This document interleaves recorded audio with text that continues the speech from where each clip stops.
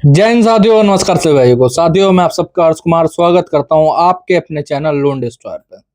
साथियों, phone number बंद कर दिया है, एड्रेस चेंज कर दिया है और अब डर लग रहा है कि बैंक या फिर एनबीएफसी आप पर क्या कार्रवाई कर सकती है। क्या वो आपको ढूंढेंगे? क्या वो आपके ऊपर कोई लीगल कार्रवाई करेंगे? अगर नोटिस आया तो क्या होगा? और अगर ये हद से हद कौन-सी सबसे बुरी चीज़ कर सकते हैं, वो आपको आज मैं बताने वाला हूँ। ठीक है? प्रॉपर्ली। बहुत सारे हमारे भाई हैं जिनका लमसम मल्टीपल बैंक्स और मल्टीपल एनबीएफसी से लोन चल रहा है। ठीक है? जो कि बहुत ज़्यादा हताश हो रखे हैं अपनी ज़िंदगी से, बहुत ज़्यादा परेशान हो रखे हैं। और वो लोग ये सोचते हैं कि अगर मान लेते हैं हमने डिफ़ॉल्ट कर दिया है, हम लोग एड्रेस चेंज कर लेते हैं और अपना फ़ोन नंबर बंद कर देते हैं, तो ये हमें कभी ना तो ढूँढ पाएँगे और ना ही कभी हमसे इनका संपर्क हो पाएगा। ठीक है? अब कुछ इस चीज़ों में ये सही भी होते हैं, कुछ लोग ऐसा एड्रेस चेंज कर लेते हैं कि वो लोग कभी मिलते ही नहीं है। समझ रहे हो? लेकिन कई जगहों पे काफ़ी सारी प्रॉब्लम्स आती हैं उसके बाद भी। आज उसी के बारे में बात करेंगे, उसी के बारे में समझाएँगे आप लोगों को। ठीक है? वीडियो थोड़ा लंबा होगा, पूरा वीडियो देखिएगा तो समझ में आएगा। ठीक है? आप लोग वरना फिर आधा वीडियो देख के या फिर शुरुआत के 2-4 मिनट देख के फिर बोलते हो कि सर ये छूट गया, इसके बारे में बता दीजिए। कमेंट सेक्शन में लिखते हो ना, तो फिर वो एंड तक मैंने बता दिया होता है लमसम उसके बारे में। ठीक है? लेकिन आप लोग पूरा वीडियो देखते नहीं हो। समझ रहे हो? आप लोग चैनल को सब्सक्राइब कर लो, अगर हमसे जुड़ना चाहते हो, हमसे बात करना चाहते हो, ऊपर नंबर आ रहा है, व्हाट्सएप पर मैसेज कर सकते हो। ठीक है? अब आ जाते हैं मेन टॉपिक पे। देखो, जितने भी बैंक्स हैं या फिर एनबीएफसी है, ठीक है? उनका सबसे पहला काम क्या रहता है? क्या कोई बैंक और एनबीएफसी वाला एक्चुअली में रिकवरी करता भी है? मैं आप लोगों को बता देना चाहता हूँ, कोई भी बैंक या कोई भी एनबीएफसी जो है ना, वो खुद से कभी भी रिकवरी नहीं करती है। जी हाँ, इसीलिए मैं कहता हूँ कि कोई बैंक या फिर एनबीएफसी 99% खराब हो सकती है, लेकिन 1% नहीं हो सकती है, क्योंकि वो लोग रिकवरी नहीं करते दरअसल। रिकवरी का काम हमेशा दिया जाता है थर्ड पार्टी रिकवरी एजेंसी को। ठीक है? क्या होती है third party recovery agency? Suppose करिए कि आपने डीआरए का ट्रेनिंग ली और सर्टिफ़िकेट बनवा लिया डीआरए का, ठीक है? डीआरए का लाइसेंस बना लिया और आपने अपने डीआरए के लाइसेंस पे एक एजेंसी खोल ली, बैंक से कॉन्ट्रैक्ट ले लिए, बैंक से एक वेंडर बन गए और आपने 10-12 लोगों की टीम बैठा ली, कॉलिंग की भी बैठा ली और होम विज़िट की भी बैठा ली। तो आपने अपनी एजेंसी खोल ली। अब जो बैंक है वो आपको केसेस देगा, ठीक है? फॉरवर्ड करेगा। आप रिकवरी करोगे अपने तरीके से, बात यहाँ पर आती है, समझ रहे हो? इसीलिए कोई आपको एक चीज़ मैं बताता हूँ, ये लोग आप टेस्ट भी कर सकते हो। कई लोग बोलते हैं, नहीं-नहीं सर मेरे पास तो बैंक से बंदा आया था या फिर ये हुआ था, वो हुआ था। मैं बताता हूँ होता क्या है, दरअसल जो कई लोग आते हैं ना या फिर कॉल करते हैं और आपको बोलते हैं कि हम बैंक से ही बात कर रहे हैं, हम लोग एजेंसी से नहीं हैं, ठीक है? तो मैं बता देना चाहता हूँ, बैंक में ऐसी कोई जॉब ही नहीं होती है, ठीक है? आपने कभी गवर्नमेंट जॉब की प्रिपरेशन करी होगी, गवर्नमेंट बैंक की जॉब की या फिर किसी भी और बैंक की जॉब की प्रिपरेशन करी होगी या अप्लाई करा होगा, तो वहाँ देखा होगा कि कोई भी रिकवरी एजेंसी, ठीक है? या कलेक्शन मैनेजर की जॉब नहीं होती है। ठीक है? क्यों नहीं होती है? क्योंकि भाई एजेंसी वाले ही रखते हैं इनको, समझ रहे हो? एजेंसी के द्वारा ही इनको रखा जाता है और कमीशन बेस पे रखा जाता है, इनको सैलरी बेसिस पे भी नहीं रखा जाता। जब ये केसेस पूरा करेंगे, तो ये आपको कमीशन इनको मिलेगी, समझ गए? इसीलिए जब भी आपका अगर मान लो आपके ऊपर 1 करोड़ रुपए का लोन क्यों ना है, ठीक है? आप लोग किसी भी बैंक की ब्रांच में चले जाना, उस बैंक की, ठीक है? और वहाँ पर जाके बोलना कि सर मेरे ऊपर 1 करोड़ का लोन चल रहा है। वो आप पे सिर्फ़ इतना बोलेंगे कि अगर आप किस्त भरना चाहते हो तो ये रखा फॉर्म और ये पैसे जमा करके भर दीजिए। आप बोलोगे कि मैं नहीं भरना चाहता, वो बोलेंगे ठीक है भाई जाओ, अपना काम करो। बैंक वालों को इससे मतलब नहीं है, बैंक के एम्प्लॉइज़ को इससे कोई मतलब नहीं होता है, समझ गए?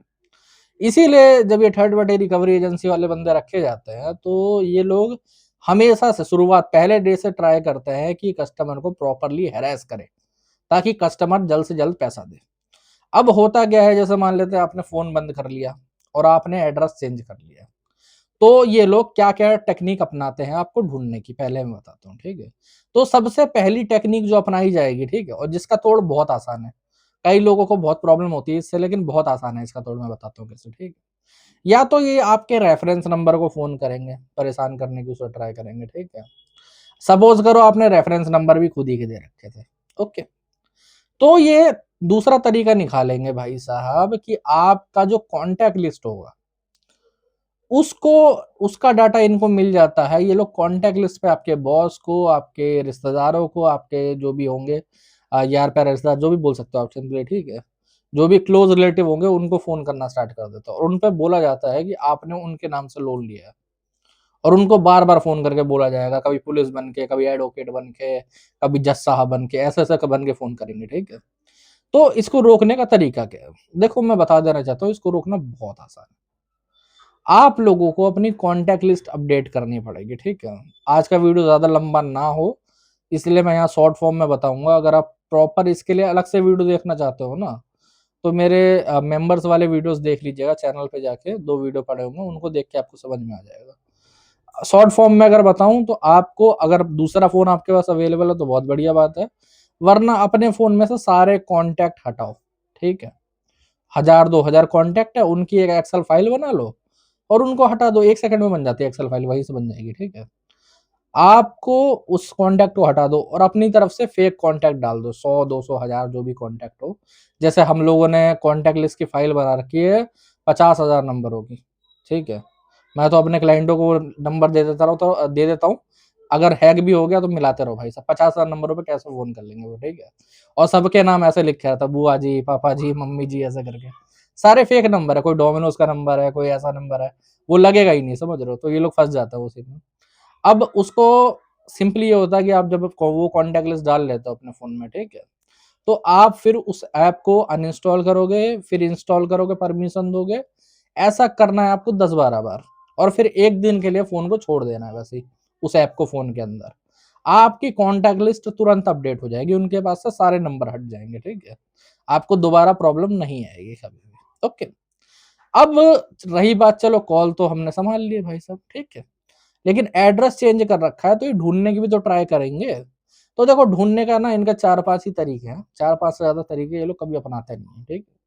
और वो भी अगर आपका छोटा लोन होगा ना, तो ये वो 4-5 तरीके भी नहीं अपनाते कई बार, ठीक है। सबसे पॉपुलर तरीका ये है कि जो भी आपका पहले का एड्रेस था, जहां पहले रहते थे, वहां पर ये लोग जाएंगे और जो आस पड़ोसी होंगे ना, उन पे आपका एड्रेस पता करने की ट्राई करेंगे। इसीलिए मैं बोलता हूँ हर बार कि अगर आप अपना एड्रेस चेंज करो, अपने पड़ोसी या फिर किसी भी गली वाले को मत बताओ अपना एड्रेस।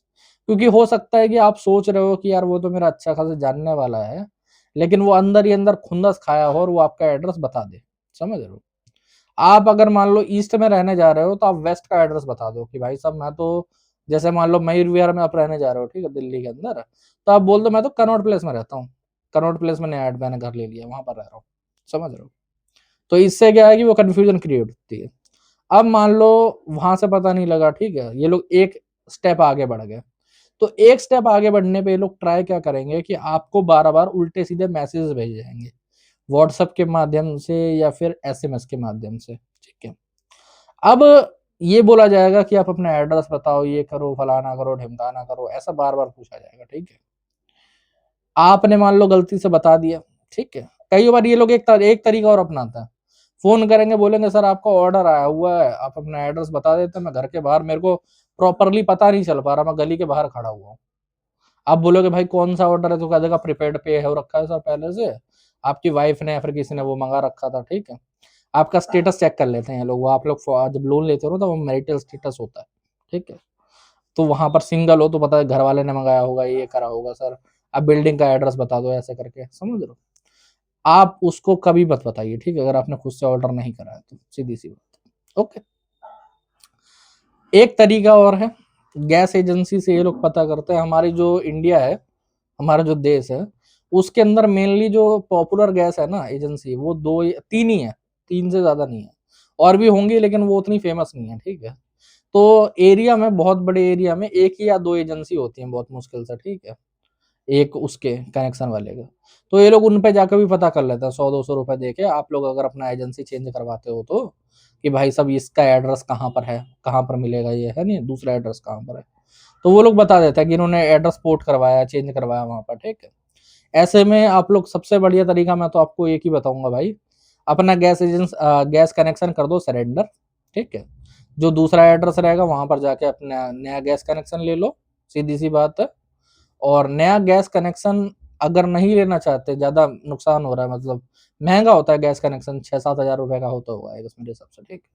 तो अगर आप नहीं लेना चाहते दूसरा गैस कनेक्शन, इतना महंगा पड़ रहा है आपको, तो भाई साहब आप ये कर सकते हो ना कि हम इंडिया में रहते हैं, यहाँ पर क्या होता है ना, 100-50 रुपए एक्स्ट्रा देने से भी काम हो जाता है, तो आप वो भी कर सकते हो। मैं वीडियो में बोल नहीं सकता भैया, बट आप वो भी कर सकते हो, बहुत सारे मिल जाएँगे कहीं पर भी, ठीक है? उस तरीके से भी गैस ले सकते हो। आपका जो वाईफ़ाई वाला है, ठीक है? उसका कनेक्शन भी आप सस्पेंड कर दो, क्योंकि वाईफ़ाई वाला ऐसे केसेस तो नहीं आए हैं, लेकिन हो सकता है कि वो भी बता दें कि पता करने के लिए आसान होता तरीका, समझ रहे हो? तो आप लोग उसके कनेक्शन को भी सरेंडर कर सकते हो, दूसरी जगह पे दूसरा कनेक्शन करवा सकते हो। वैसे पता नहीं लगेगा। बहुत सारे हमारे भाइयों का ये भी कहना होता है कि सर मैं रेंट एग्रीमेंट में एड्रेस डलवाऊँगा या लीज़ एग्रीमेंट में एड्रेस डलवाऊँगा तो पता लग जाएगा क्या उनको? ऐसे कहीं नहीं पता लगेगा भाई, कोई दिक्कत वाली बात नहीं। वो जो एग्रीमेंट होता है ना, वो ऑनलाइन नहीं चढ़े होते कहीं पर भी, ठीक है? कई भाइयों को जैसे मान लो वो लोग एक नंबर बंद करके अपना दूसरा नंबर लेते हैं, तो उस पे भी फ़ोन आना स्टार्ट हो जाते हैं। तो वो लोग बोलते हैं कि मेरा नया नंबर कैसे पता लगा? तो देखो ऐसा होता क्या है ना, मैं आप लोगों को क्लियरली बताऊँ तो, आपका जो आधार कार्ड है, ठीक है? कई सारी वेबसाइट आती है, अगर उन वेबसाइटों पे आपका आधार नंबर डालेंगे ना, तो आपके जितने भी नंबर है आपके आधार कार्ड से, वो सारे नंबर वहाँ पर निकल आते हैं, ठीक है? और उनको मिल जाते हैं। तो वो लोग उन पे फ़ोन कर सकते हैं। इसलिए बढ़िया सिचुएशन ये रहेगी कि आप लोग अपना आधार कार्ड के बिहाफ़ हटा के दूसरे किसी आधार कार्ड से नंबर लो, ठीक है? या फिर अननोन कॉल बंद कर दो अपने उस वाले नंबर पे, आपको पूरा नंबर बंद करने की भी ज़रूरत नहीं है, ठीक है? एक बहुत सारे भाइयों का सवाल आता है कि सर नोटिसेस का क्या होगा? हम नोटिसेस के जवाब तो दे ही नहीं पाएँगे। आर्बिट्रेशन अवार्ड पास हो जाएगा, समन आएगा तो क्या होगा? तो देखो नोटिसेस अगर आप एड्रेस चेंज भी कर देते हो, तो आप नंबर ऑन रहने दो। आप नंबर में अननोन कॉल बंद कर दो, वो लोग आपको कॉल कर नहीं पाएँगे, ठीक है? व्हाट्सएप पर भी आप लोग अननोन कॉल बंद कर दो, ओके? क्योंकि ये लोग कई बार नॉर्मल नंबर बंद होता है ना, तो व्हाट्सएप पर कॉल करते हैं। आप लोग व्हाट्सएप पर भी अननोन नंबर बंद कर दो, कोई दिक्कत नहीं, ठीक है? आपको जो नोटिस आएगा या तो मेल पे आ जाएगा, ठीक है?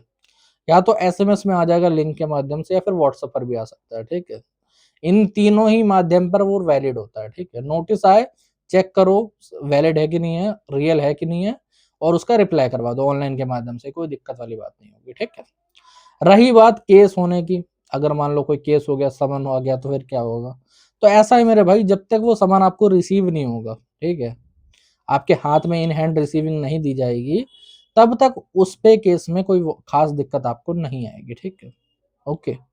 जब तक सिंपली कह सकते हैं कि जब तक आपका दूसरा एड्रेस पता नहीं लगेगा, या फिर किसी भी माध्यम से आपको समन रिसीव नहीं होगा। चाहे वो ऑनलाइन माध्यम से हो, कई और मेल पे आ जाता है समन, ठीक है? या फिर एसएमएस में भी आ जाता है समन वगैरह, या फिर आपको ऑफलाइन तरीके से रिसीव हो, तब जाके आप केस में आगे कुछ प्रोसीडिंग होगी, वरना कोई खास दिक्कत आपको वहाँ पर भी नहीं होगी, ठीक है? रही बात, बहुत सारे तरीके होते हैं, मैं 1-2-4 टिप आपको और देना चाहूँगा, ठीक है? इतना ज़्यादा देखो डरने की ज़रूरत नहीं है, अगर आप एड्रेस नहीं भी चेंज कर सकते हो, तो आप अपने राइट्स को समझो, ठीक है? ताकि आपको कोई प्रॉब्लम ना आए। होम विज़िट या फिर कॉल्स वगैरह को रोकना कोई बड़ी बात नहीं है, मैं 101 बार लोगों पे कहता रहता हूँ। आप लोग नॉर्मल तरीके से कंप्लेंट करके, मेल करने के माध्यम से, ट्विटर पे ट्वीट करना है, और आरबीआई में कंप्लेंट करने से विज़िट को रुकवा सकते हो। और अपनी कॉल्स वगैरह को भी रुकवा सकते हो, कोई बड़ी बात नहीं, कोई डर की वाली बात नहीं है उसमें, ठीक है? फिर चाहे आपका लोन 1 लाख का हो या फिर 1 करोड़ का, कोई प्रॉब्लम नहीं है, ओके? और 2-4 तरीके और हैं, मैं बताना चाहूँगा, ठीक है? अक्सर क्या होता है, जैसे मान लो आपने किसी ऐप से लोन लिया, ठीक है?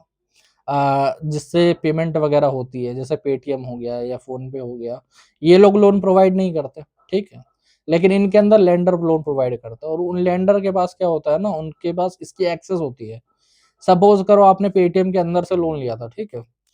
अब आप किसी दुकानदार एरिया वाले, हुआ ऐसा, मैं आप लोगों को बताऊँगा, ठीक है? किसी एरिया जो आपका लोकल दुकानदार है, वहाँ पर जाके पेमेंट करते हो।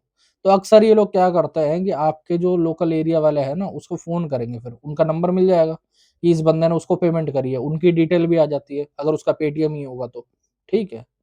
तो उसकी डिटेल भी आ गई, उसको फ़ोन करके बोलेंगे कि इस लड़के ने आपके नाम पे लोन लिया है, ये कर दिया है, आपका आधार कार्ड डाल दिया फलाना-ढिमकाना, फिर वो आपको परेशान करेंगे। एक सिचुएशन और है, अक्सर क्या होता है कि कई लोग बोलते हैं कि सर कॉन्टैक्ट लिस्ट मैंने अपडेट कर दी, तब भी ये लोग मेरे एरिया के लोकल लोगों को फ़ोन कर रहे हैं। जो जहाँ मैं पुराने एड्रेस पे रहता था, वहाँ के लोकल को कर रहे हैं, या फिर अभी जहाँ पर रह रहा हूँ, वहाँ के लोकल को कर रहे हैं, ऐसा कैसे कर रहे हैं? तो इसकी सिंपल मैं आप लोगों को बताता हूँ, सिचुएशन होती क्या है। सपोज़ करो आपने एड्रेस चेंज नहीं करा है, ठीक है? आप अपने एरिया में रह रहे हो। तो ये लोग क्या करेंगे कि आपका एरिया जो है गूगल पे सर्च करेंगे, ठीक है? अब गूगल पे आस-पास की जो दुकानें हैं या फिर जो भी शॉप कुछ और है, ठीक है? फेमस प्लेस है, वहाँ पर उनके बोर्ड शो हो जाते हैं फ़ोटो में। उनके बोर्ड में उनका नंबर लिखा रहता है। तो अब ऐसा एक सिचुएशन हुई थी, जैसे मान लो मैंने एक सब्सक्राइबर था, ठीक है? उसकी कॉल फॉरवर्डिंग हमारे पास थी, तो मैंने कॉल उठा रहा था। रिकवरी वाले के साथ बहस हो गई, मैंने ट्रीटमेंट देना स्टार्ट करा, गालियाँ देना स्टार्ट करा रिकवरी वाले को सिंपली, ठीक है? तो उसने क्या करा, उसने कस्टमर ने कॉन्टैक्ट लिस्ट अपडेट कर रखी थी, तो वो कॉन्टैक्ट में किसी को फ़ोन नहीं कर पाया, पहली बात तो, ठीक है? उसने गूगल में से पहले कुछ दिन नंबर मेरा, मैं कॉल मिलाता रहा उससे वापसी, जब मैंने गाली दी तो कॉल काट दिया उसने। 10-12 बार मैंने कॉल करा, कॉल नहीं उठाया, ठीक है? सामने से एक बार कॉल आया, मैंने कॉल उठाया, तो सामने से उसने किसी बंदे को लाइन पे ले रखा था, जो कि कस्टमर का जो लोकल एरिया था, वहीं का कोई दुकानदार या फिर कोई जगह का वो था मालिक, ठीक है? तो वो बोल रहा है मेरा नंबर क्यों दे दिया, ये क्यों कर दिया, फलाना-ढिमकाना। तो मैंने भी समझा दिया कि भाई साहब इसने तुझे कॉल करा, तू इससे बात कर, मुझे क्यों बोल रहा है नहीं? तो ऐसा भी हो जाता है, तो आप लोगों को उतना डरने की ज़रूरत नहीं है। आप सीधे बोल दो कि भाई मैंने किसी को तेरा नंबर नहीं दिया, बात खत्म यहीं पर, ठीक है? आप कॉल काट दो। ये कुछ-कुछ चीज़ें हैं जिनका आपको ध्यान देना चाहिए, कुछ आपको समझना चाहिए, ठीक है? ओके। आप लोग ज एड्रेस चेंज कर रहे हो, कोई बात नहीं, कोई दिक्कत वाली बात नहीं है। मल्टीपल लोन्स के जाल में फँसे हुए हो, प्रॉब्लम में हो, आराम से कर दो, कोई प्रॉब्लम नहीं है, ठीक है? कोई क्रिमिनल केस नहीं बनता, कोई कुछ नहीं बनता, आपको कोई प्रॉब्लम नहीं आएगी कभी भी, ठीक है? बट इन चीज़ों का आप लोग ध्यान रखो, ठीक है? तो साथियों आज का वीडियो थोड़ा लंबा हो गया, उम्मीद करता हूँ, आशा करता हूँ कि आप लोगों को वीडियो अच्छा लगा हो। चैनल को सब्सक्राइब कर लेना, कोई भी दिक्कत, प्रॉब्लम, परेशानी है कमेंट सेक्शन में लिख सकते हो। और साथियों आज के वीडियो में इतना ही। जय हिंद सभी भाइयों।